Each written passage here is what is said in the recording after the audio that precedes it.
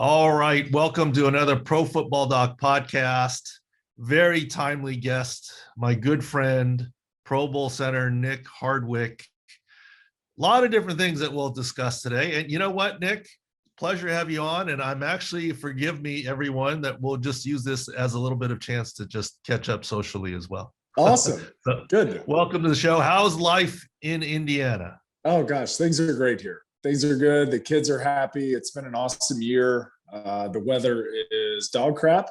So if you're thinking about relocating from San Diego to Indiana, think twice. The weather is not the best in Indiana. However, the people are great here. The proximity to sports. We live a mile from the largest sports complex in the country. It's 400 acres. The Colts have their training camp there. There's 57 soccer, football, softball, baseball diamonds. I mean, it is like the mecca of youth sports here. There's tournaments every single weekend. So as far as that goes, it's been pretty awesome. And then I guess riding out COVID in Indiana has had come with some additional freedoms. So we've appreciated our year here for sure.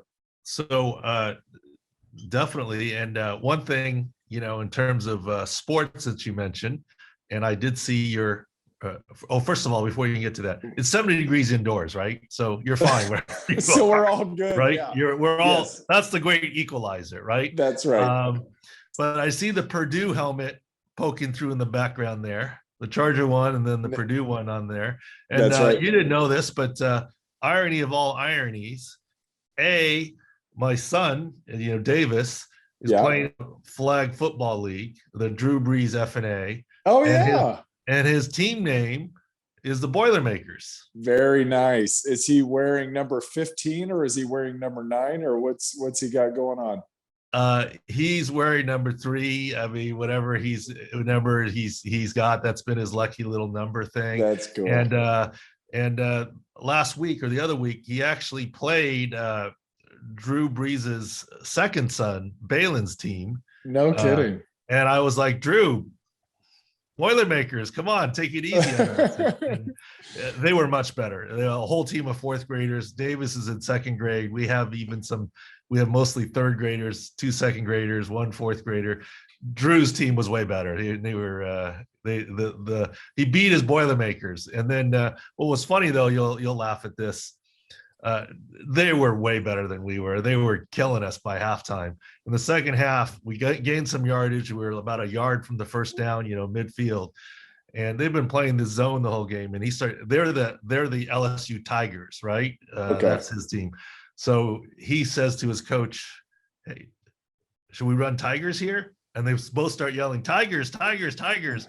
And I start yelling to my guy on the field, my coach who's on the field. They're running a man defense. And Drew looks at me. You're still stealing signals? Like, look, everyone just lined up on the line of scrimmage. You know what you're running. You're winning like 38 to nothing right now. It's okay. Yeah, we figured that out, Drew. Oh, yeah, man, even a doctor can figure that out. It's not that hard. You've got a pretty keen eye. Yeah. Well, let's get to the substance of this here. I wanted to have you on, and thank you for coming on last minute. Since you're in the media, you're a Pro Bowl player, and you were a union rep for the San Diego Chargers. Mm-hmm. Can you help make some heads or tails over this continuing controversy of OTAs? And maybe we'll even get into the COVID controversy too. Give me your take on this OTA controversy.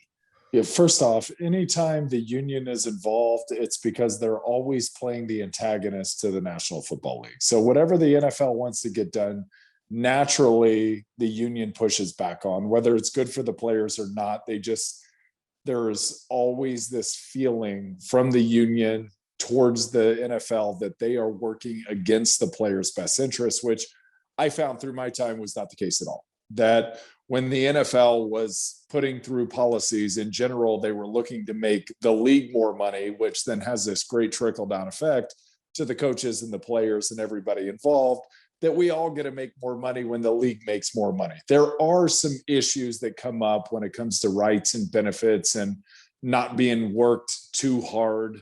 But I do feel like there's a fine line between protecting your players giving them the benefits that they deserve for being in the National Football League, and then working against the players. And I think this happens to be one of those cases where arguing for less time in the facility, less time with the strength coaches, less time with the position coaches, reduced OTAs, staying out of the building until it's absolutely mandatory. In my opinion, I thought when we redid the CBA in 2010, 2011, we were acting in our best interest when we cut the offseason program from 14 weeks down to 9.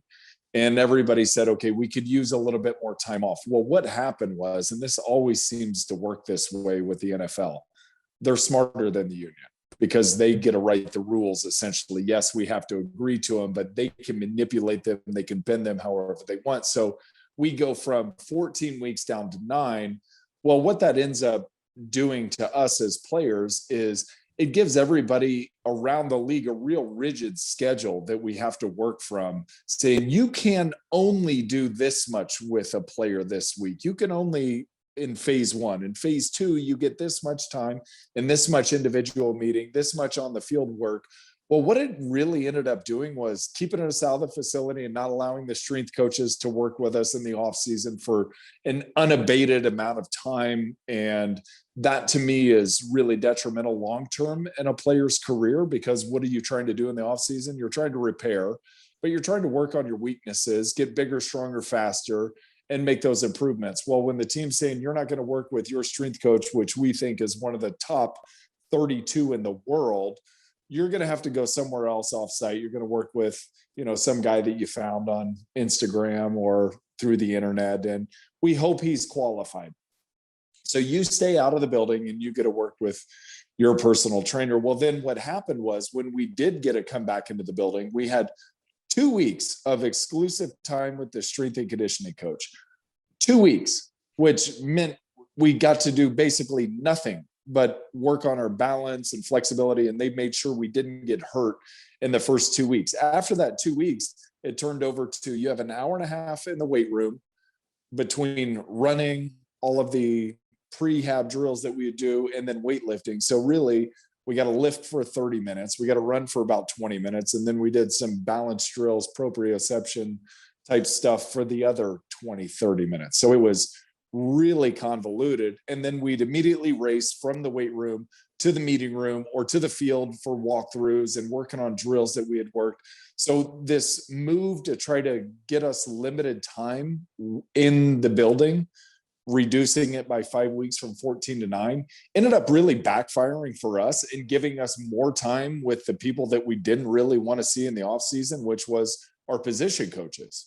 We didn't really have a whole lot of interest in going through all the individual techniques and installing day one, the most basic run, the most basic pass play as veterans. All we wanted to do was what we did at the beginning of our career, was come in, bang weights, spend 2 or 3 hours in the weight room, doing our rehab and our prehab and getting bigger, stronger, and faster to put yourself in a great position to succeed for the next year, because there's always improvements to be made.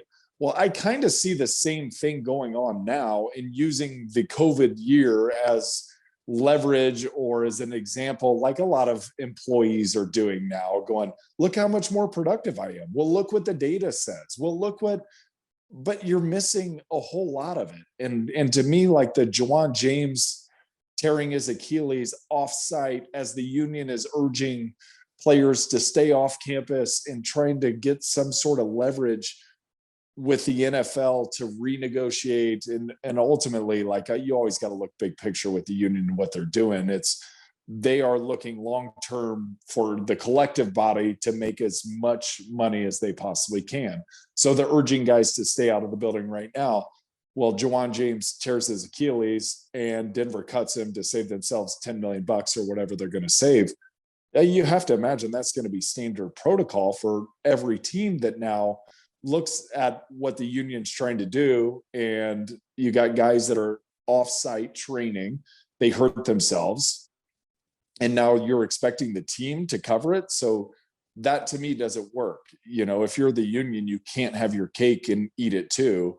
And if I'm a player, frankly, I want to be in the building. I want to be with my friends. It's funny how the union comes at football all the time, they act like it's punishment to be a player in the National Football League. It's like the greatest thing of all time.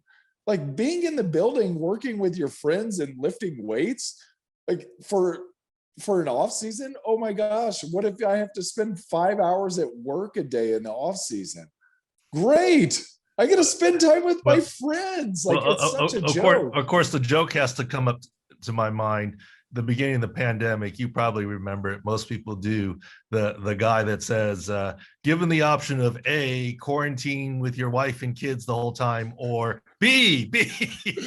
Yeah, whatever it is. Whatever B. I'll take B. B. Yeah. No. Well, here's the thing. I don't think people understood. You said a lot there. And the first thing I would take away is there is not a one-size-fits-all solution. For the rookies, they want to be in there getting indoctrinated in technique and scheme, and they need it. Or guys trying to make a team. For a vet like you by 2010, 2011, you're like, I know what I need to do to make this team. I want to work on my body and keep it fresh, et cetera, and not so much get into all the coaching technique types of things. And like one of the things I've said with the new, well, not so new CBA, shortened practice times, the coaches are going to get in the reps. What's going to hurt is the second and third team players aren't going to get their reps. The starters are going to get their reps. And what have teams started to do? Like 2 practice field, go, working this, you're working in 2 hours, but you're getting 4 hours worth of work in. They're always going to work the system. Yes. They're getting the work out of you one way or another. Yeah. And then the second part, I think the controversy that's out there is there's one camp that says, tough luck. You get paid all this money. Why don't you just come in? Juwan James, too bad you didn't come in. And obviously the irony was he was in the building and he left because the PA told him that he should, and very unfortunate. But then there's the other camp that says the NFL and the owners, you're crazy. You want these guys working out all the time. How do you not pay them to do so? And then JC Treader weighed in here today. I don't know if you saw it, but he ended up saying that, he ended up saying that being a pro athlete, only 9 of the 29 weeks of the off season are in the voluntary program. So there's always a hole in what's going on, et cetera. But here's the way that I look at all of that. I think this is a problem that wasn't noticed by the union and the league. It's always been this way, that if you got hurt working out on your own in those 20 weeks, your contract was in jeopardy. But the reality was a team wouldn't do a player dirty like that, right? They'd say, oh, well, okay, you were out monkeying around, maybe your non-football injury. Oh, you were working out on a field or doing something reasonable, we got your back, because they wanted to maintain the locker room. But now that the PA has used it as a sword saying, this is voluntary, I'm staying away, it's a tit for tat game. The owners are coming back saying, well, if you're going to do that, we're going to ding you now. Right. So the rules have never changed. There's just been like a gentleman's agreement, like, don't do a guy dirty. Are they doing Juwan James dirty? Maybe, but you got to look at it. George Patton didn't sign Juwan James. The guy's played 3 games in 2+ years, and that's right. Already got. He's looking to improve his team situation. So I see it. And yeah, too, part of me, when I look at Juwan James and I look at the injury, if you take that as a special case aside, you're like, well, that really sucks for him.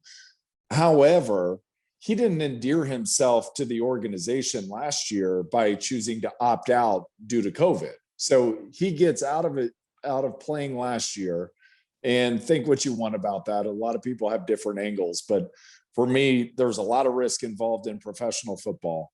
And the guys that step out on that field are assuming a lot of risk anyhow.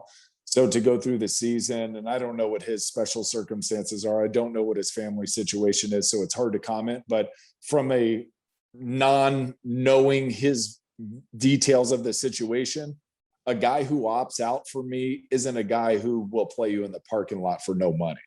And so how invested is he into the organization? So they were probably looking at that, and that may have had them thinking a certain way, and then he goes ahead and gets injured, and they go, well, that's it. That's the excuse that we need. He's out of here. Don't want to deal with that. Not sure that he really wanted to play football anyway. And this is just football talk, right? Like, this is how a general manager would talk. This is how somebody up in the front office would talk. It's like, well, he doesn't really love it because he didn't play last year. Yeah, we had a bunch of hoops that we had to jump through, and there was additional risk that guys had to assume. But if you loved it, you were there. And that is an all-in approach that's in the league. And I was actually really surprised, Nick, last year at the numbers of people who opted out. Once again, no comment on whether they were right, wrong to do so. That they had the right to do so, but it was a lot higher than I would have thought it would be, because the financial deal was also pretty crappy. You didn't get much money at all. And you told your contract, and you told, for the most part, a contract that's not guaranteed. And even if it were guaranteed, you're taking money off the back end of what you could do. I was like surprised. Maybe I'm more mercenary. I was surprised the number of guys that I was opted too. out. I just feel like the philosophy in most businesses, football included, is get it while the getting's good. You never know, right? You never know. And your window, as Norv would always say, as the storm was coming, is like, we got a window, we got to get our practice in. You got to get it while you can. And pushing things back a year, just, you are still biologically going to age. Yeah. And then you run into more risk. And I was not a fan of most guys taking off. But again, some guys had special circumstances, sick parents at home, sick wives at home, sick young babies. So there were special circumstances, but some of the guys, I just thought, I don't know if I would have assumed that risk of missing the time, missing the big contract, and then really giving the team a reason to maybe not like me as much as they did before. And that brings up two other issues. The GM for the Bills said something controversial and then was told to be quiet, which was given two players, the one that's vaccinated is probably the one I'm going to keep, all things being equal. Look, Josh Allen can be not vaccinated. He's going to be fine. Yeah. But if you're number 53 on the team, that's a reality, right? And that's another of the owners versus players association, league versus PA battle. And I don't know if you saw this one, and it makes sense to me, about the COVID vaccines. But Marlon Humphrey, time to get the shots, fellas, because basically there are what I call the vaccine carrot. If you are vaccinated, you don't need masks. You can meet. Your quarantine period's shorter. All these upside reasons dangling the carrot to get people to get the vaccine. And Marlon Humphrey sees it, like he sees it now. The owners went on this one too, because you cannot force anyone to get the vaccine. So with the players and with the staff and coaches, they said, if you don't get the vaccine, you don't get to work with players. Well, are you going to be an athletic trainer or a coach and not work with players? I mean, it's a joke, right? We're not going to cut your salary. You're still with us, but you can't work with players. So basically you're on the way out. And so staff and coaches are all going to get the vaccine. And now players, I think they're going to have a tough choice, because it is much more favorable for a team to get it. They get extra privileges. Yeah. Are they going to have to, if you have the vaccine, are they going to have to regularly test like they did last year? Like, I talked to Phillip Rivers after the season, and I think it was 176 straight days that he had to go to the facility, even on the bye week, even on days off. They had to go in and test. He's like, being worked out, but less testing if you're vaccinated. That's another part of the vaccine carrot in terms of what's going to happen. And so, I mean, you remember, Nick, back in the day, we used to go through and say, look, everyone should get the flu vaccine. And, a bunch of the guys would be, not for me. I'm fine. I don't get sick and whatever. And I get it. I mean, kind of thing. But this, and I knew there'd be a lot of people that would choose not to get the COVID vaccine, and I can understand it. But let me tell you, the carrot that's being dangled is going to make it much more difficult for some players. And, it's not like you're all going to get cut. I mean, if you're a star player, you can do what you want, vaccine or not. there's going to be a big push to get as many people vaccinated as possible to get the extra privileges and to avoid the missing of games and the missing of practice time and That's what right. have you. Pro baseball is going through the same thing right now. I mean, look at the Padres have 3-4 stars that are sitting on the bench. They ended up winning the series against St. Louis, sweeping the series, but they had 4 guys out that I don't know if they had been vaccinated or if they had some contact tracing going on, but they hadn't received the extra benefits from Major League Baseball because they hadn't reached that 85% threshold. And then Jace Tingler, the Padres manager, was talking about trying to find ways to educate their players to get them to buy into the vaccine, meaning, hey, fellas, this helps us win. We're going to have less restrictions. We get more freedoms. We can practice. We don't have to worry about losing Fernando Tatis for 10 games while he goes on the IL with Eric Hosmer, Will Myers, and Jerickson Profar. We don't have to do that, guys. It makes it much easier. And I mean, you think about the Buffalo Bills GM and the comments that he made, it makes their jobs easier because you don't have to plan for a guy to perhaps be out due to sickness, along with every other risk that's associated with football. No question. Well, you mentioned Rivers. He retired. Give us a good Rivers story that you haven't told or most people don't know. I know there's a ton of them. Oh my gosh, he's so good. He's awesome. I catch up with him all the time still, and he's really hard at work trying to plan for his high school football season and putting together a game plan and a book and PowerPoint presentations and all these things, right? And they're going to be so dialed. And I'm like, this is going to be the most high level offense that a high school is run. I'm just wondering, I'm like, I don't know if he thinks that the quarterback has the same brain power that he does, but I hope he doesn't think that. That's just that's normal. That's normal. His brain power, I mean, it was incredible. And it just is incredible. Like, even going back and rehashing games with him years later, we're talking 2007, 2008 games. So we're going way back into the time machine, and he's pulling up 2nd and 19, hit Chris Chambers on an 8, or he's like busting out the routes and how many yards we got and the exact line that he said to me afterwards. It's, to me, I can remember back and remember feelings of games and kind of have the gist of what goes. But if I don't go pull up the game book from the NFL itself and look at play-by-play, I don't really remember the score or the scenarios all that well. He has them so dialed in, like this throw, that call, this play, that time on the clock. I mean, his brain power it's astounding. Yeah. Well, I mean, some of you can argue just to remember all those kids' names is a task. And birthdays. No, just kidding. No. He's obviously a very smart guy. But the greats are like that. Basketball players remember this shot, or the defense, or golfers remember in that U.S. Open in 2004 when on the 16th hole when I hit that 7-iron, 210 yards over the tree. Right? I mean, that's what they do. Kind of. That's why I wasn't one of the greats, Doc. I couldn't remember all that. Oh, well, wouldn't sell yourself short there. So tell us what you're doing now. I mean, obviously everyone knows what you're let's see. I want to pull up some of this stuff here. Where do I find it? Go to hardwick.life is my website. So it's like hardwick.com. Hardwick.life here. Hardwick.life. And so basically we run a health and wellness company, and my wife and I have started 2 weight loss programs. One was the exact program that I used to get 85 pounds off in 5 months after my retirement. Pictured here for people, right? It is. Yeah. 85 pounds in 5 months. And it's called the Lose Like a Lineman program. And now we've got hundreds of men in this program that are having crazy amounts of success. So it was just something for me that at the start of COVID, I felt compelled to get it off of my chest and get it into a Google Doc at least, because I have so many DMs and emails and, hey, how'd you lose the weight? What are some tips? And I would just basically write people one-off weight loss programs and tell them exactly what I did.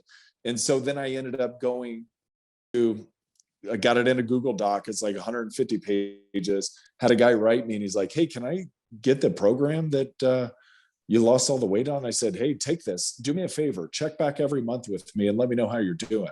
And I said, keep good notes, take before and after pictures. One guy, his name's John Zinser. He was a 53-year-old, 6'3", 325, former lineman at University of Pennsylvania.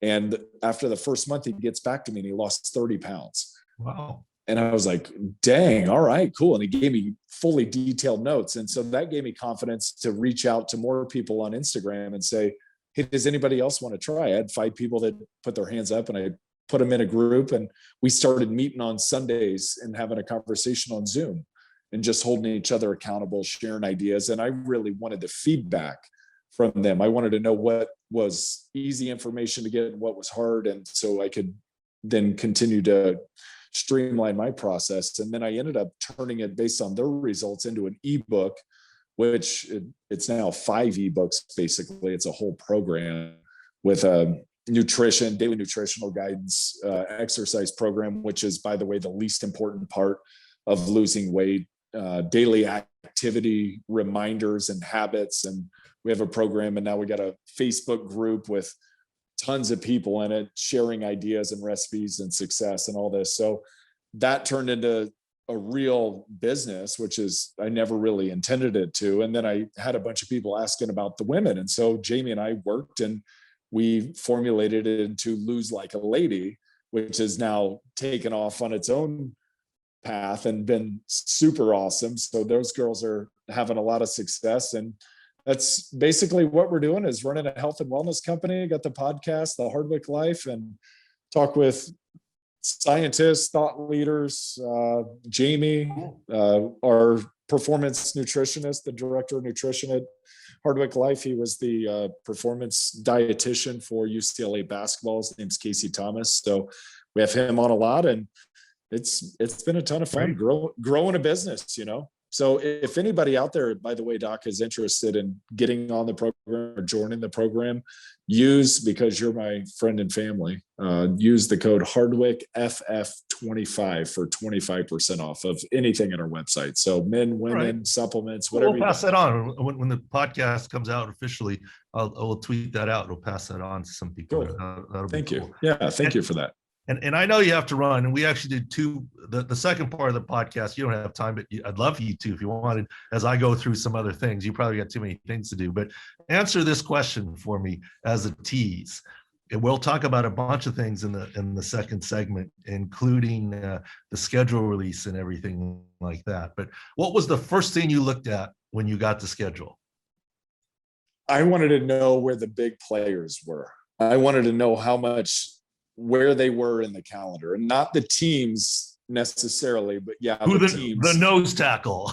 I wanted to know where the bad dudes were. I wanted to know where Chris Jenkins and Sean Rogers and Vince Wilfork and Richard Seymour. I wanted to know where those guys were, because I wanted to really work in reverse and say, okay, I need to work on this. I got to get this down. This lift has to be so much. You know, and it really put those milestones in my head and created a sense of urgency for the off season to get a ton of work done.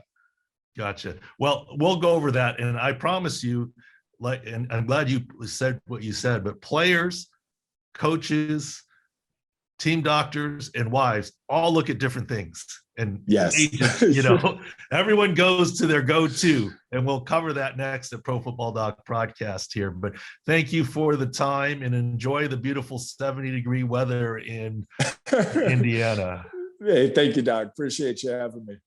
All right. Thank you.